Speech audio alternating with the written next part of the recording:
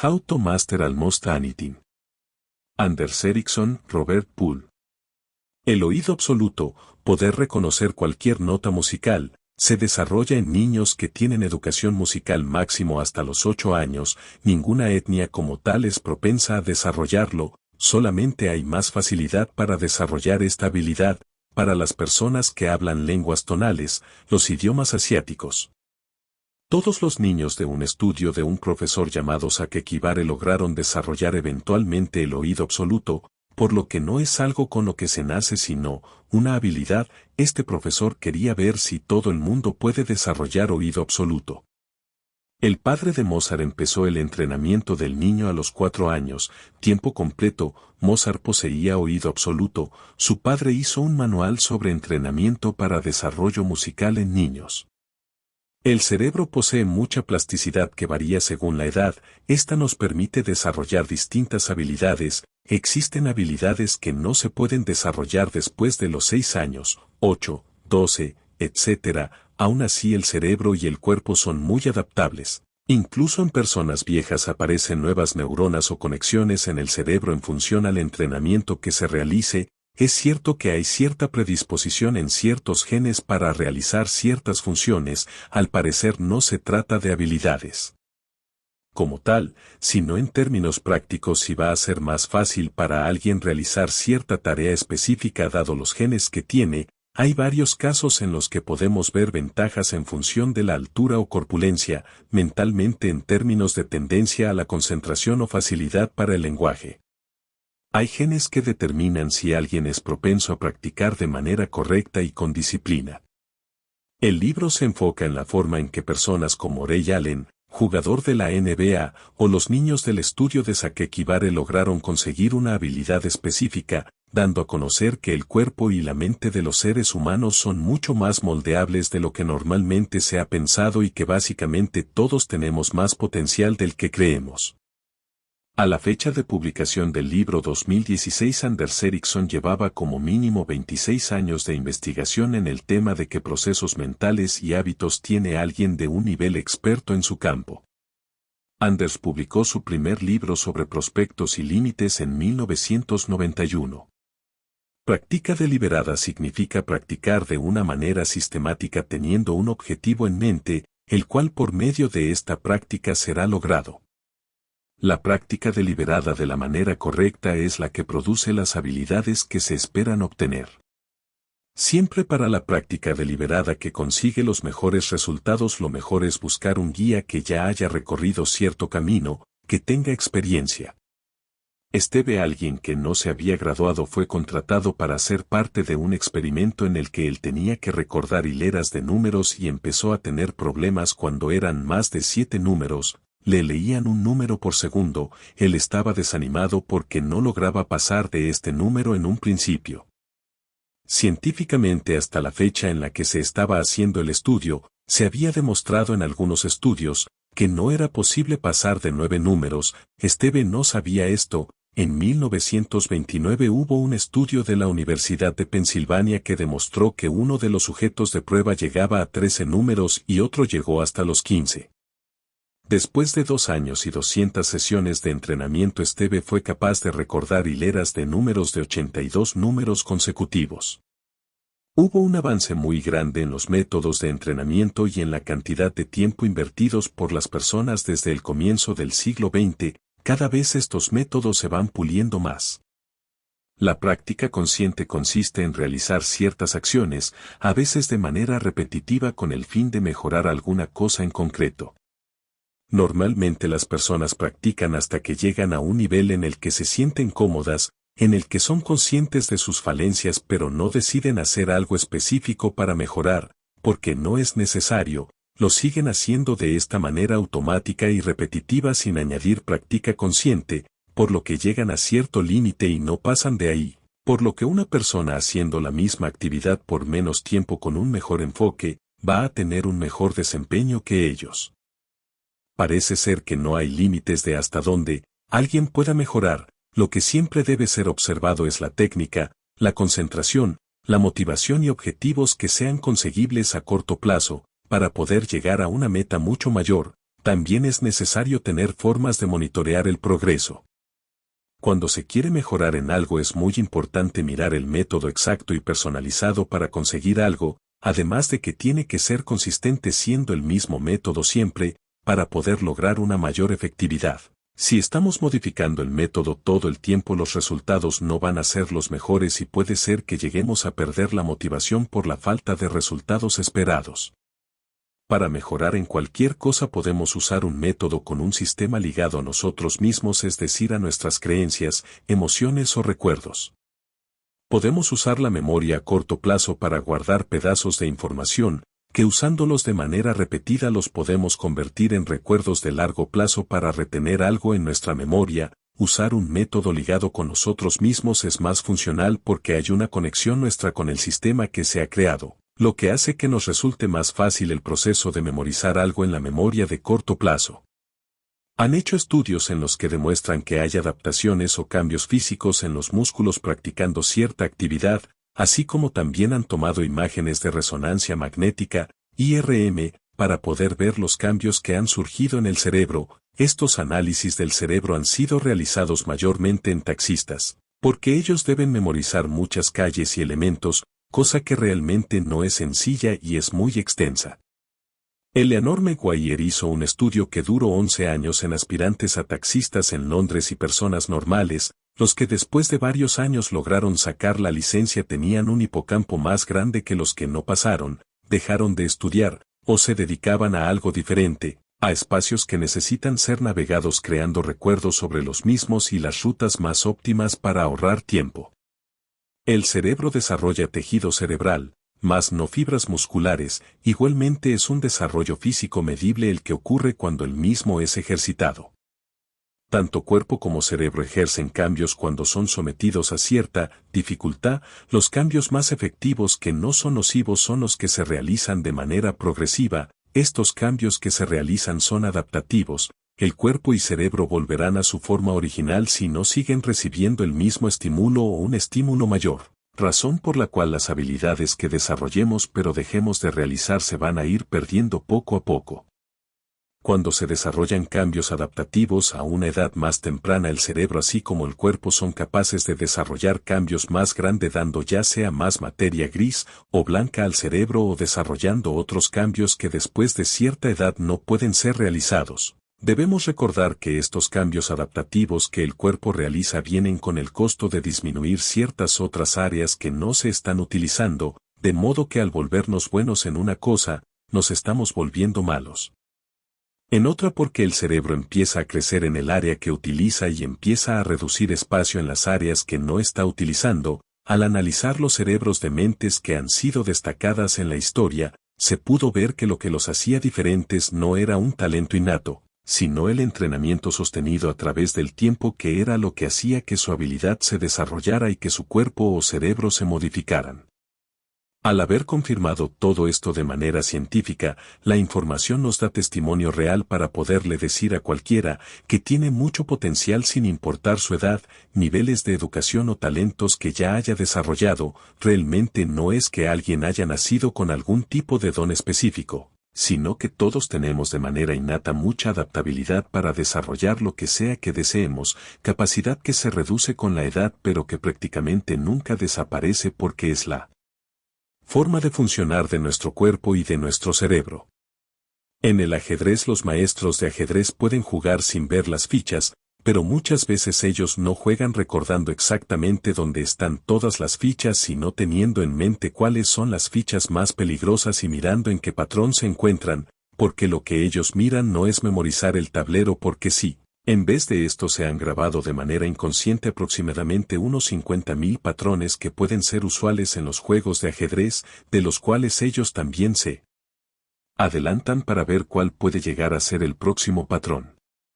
Hicieron estudios para mirar si los maestros de ajedrez o jugadores intermedios tenían una mejor memoria a corto plazo para mirar fichas al azar que un principiante y descubrieron que no es esto lo que ellos utilizan. Por lo general recurren a la memoria a largo plazo y adaptan esto a ver jugadas futuras, demostrando que no utilizan memoria a corto plazo y que sí utilizan un enfoque muy contextual. Representaciones mentales. La diferencia que existe con alguien que es experto en algo es la imagen mental o los mapas mentales que va creando con respecto a distintas situaciones que están implícitas en el área de experticia. A medida que el tiempo pasa, las imágenes mentales que vamos creando se van volviendo más complejas, unos mapas que se van creando se van combinando con otros para lograr tener conceptos más complejos en los que se puede tener conjuntos de información que se encuentra entrelazada, que se relaciona en tiempo real para poder dar una respuesta lo suficientemente rápida con respecto a la necesidad que el experto llegó a crear. 5.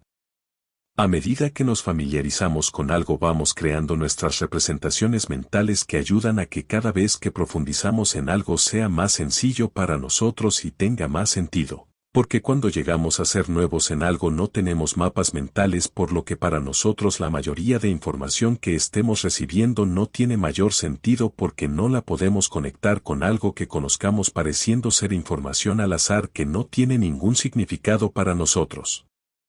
La representación mental en cuanto al talento de la escritura según el nivel que se tenga es muy distinta. Una persona amateur solo piensa en poner información, buscar más información que haya faltado y dar por terminado el escrito.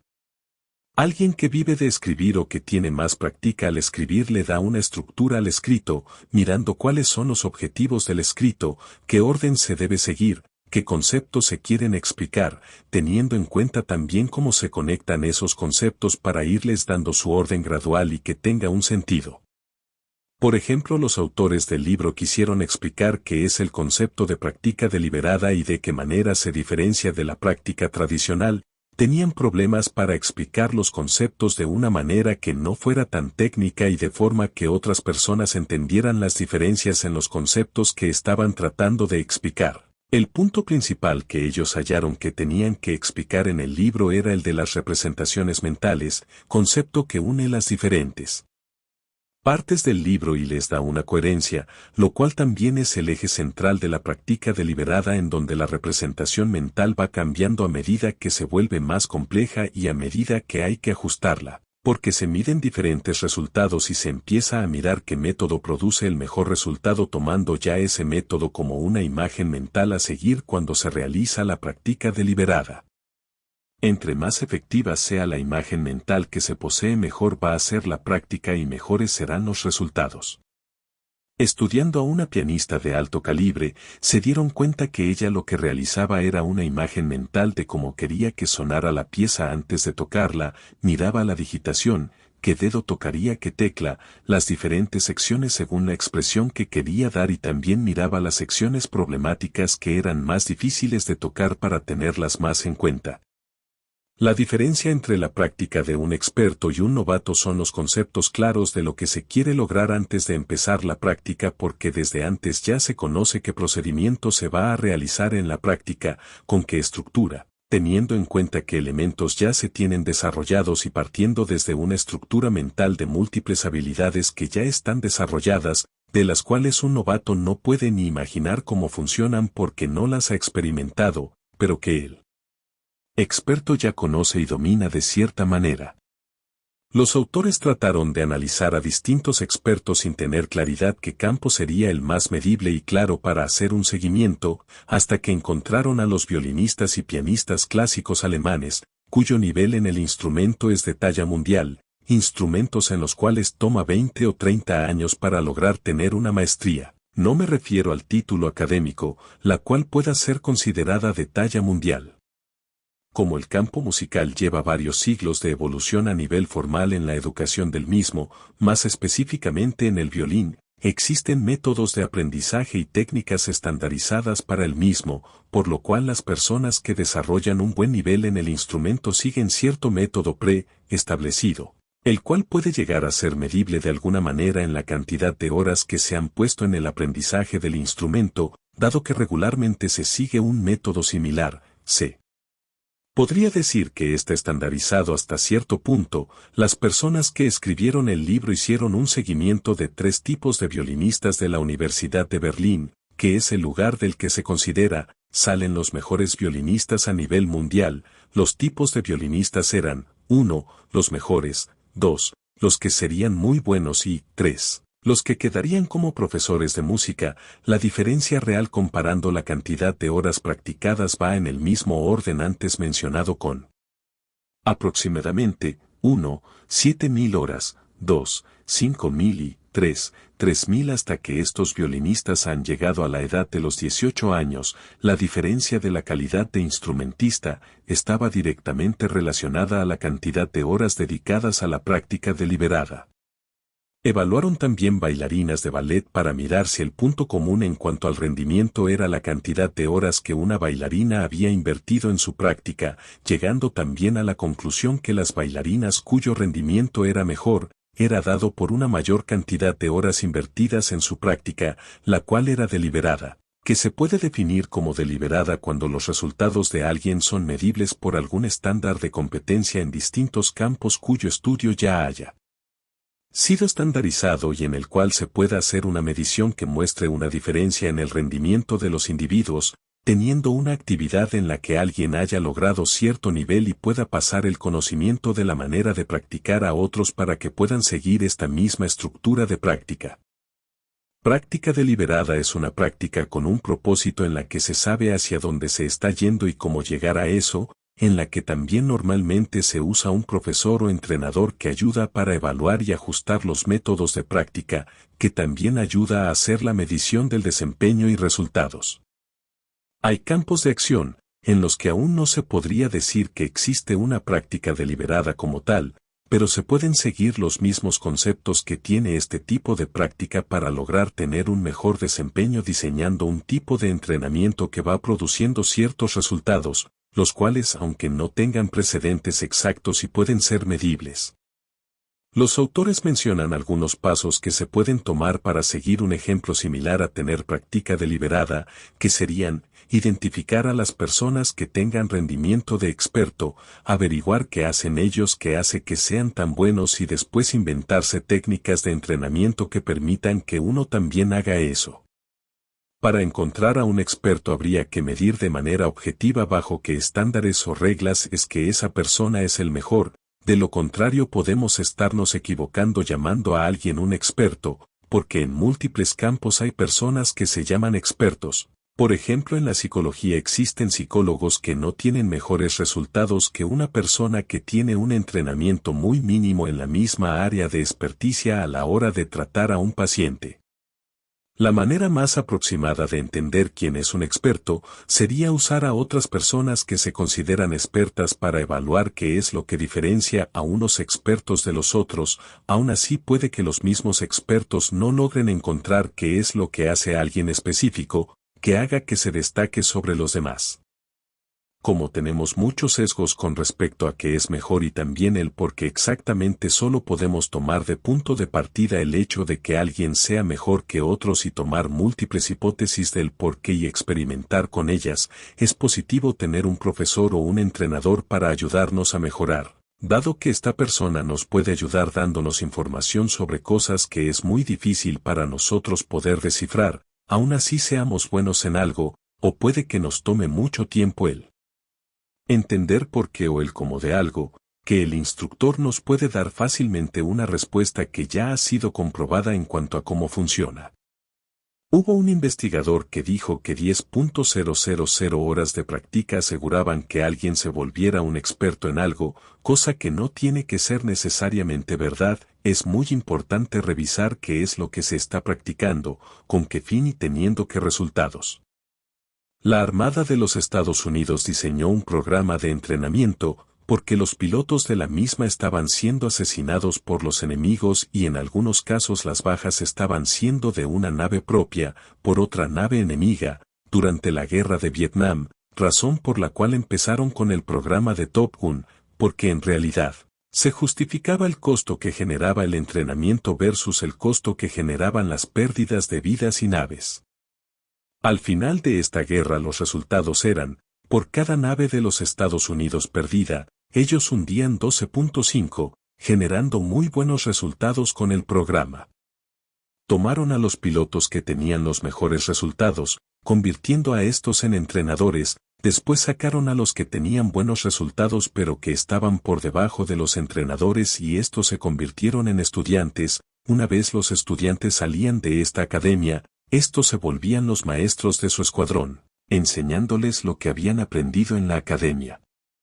En este caso había un debate de si el entrenamiento debería tener a los pilotos en una zona de confort o llevarlos al límite. En ese momento decidió tomar la segunda opción. Algunos estudios científicos ya han logrado demostrar que la mejor práctica es la que nos lleva al límite de nuestras capacidades, sin sobrepasarlo, porque cuando esto pasa, nos frustramos y sencillamente no podemos. Ya se han aplicado en varios campos los efectos beneficiosos de una práctica deliberada, centrándose en varios campos específicos, en los que un error puede ser muy costoso, como con cirujanos, radiólogos, doctores en general o pilotos, usando una base de datos o un simulador para recrear situaciones en las que por medio de ir adquiriendo retroalimentación y experiencia logran conseguir un mejor resultado en la vida real. A través de la práctica consciente y teniendo ayuda de un mentor o el simulador que nos va explicando las representaciones mentales o conocimientos que normalmente se usan para llegar a esa solución.